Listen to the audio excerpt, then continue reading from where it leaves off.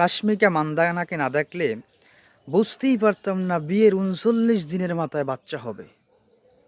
এটাই পাওয়ার, এটাই অরিজিনাল পাওয়ার।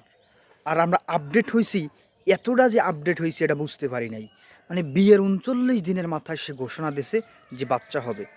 এখন বাচ্চা হওয়ার কাজটা কি আগে করছে নাকি পরে করছে, এটা আমার দায়িত্ব না, এটা সাংবাদিকদের বের করার দায়িত্ব। যেইটারে বিয়ে করছে বাবা কি ও নাকি অন্য কেউ, আসলে এই যে বাবা খোঁজার দায়িত্ব এটা সম্পূর্ণ সাংবাদিকদের উপরে দিয়ে দিলাম। কিন্তু মানে সলিউশন পেয়ে গেছে মেয়েরা। কি 10 মাস কষ্ট করার, কি 10 মাস কষ্ট করবে একটা বাচ্চা? 10 মাস প্যাডের ভিতরে রাখবে সম্ভব না। এখন থেকে তোমরা রাশ্মিকাকে ফলো করতে পারো যে কিভাবে সে এই বিয়ের ৩৯ দিনের মাথায় ঘোষণা দিছে তার বাচ্চা হবে। এখন ৩৯ দিনের দিন হবে নাকি ঘোষণা করছে না তাড়াতাড়ি আসতেছে, এটা সাংবাদিকদের ব্যাপার। তারা খুঁজে বের করবে।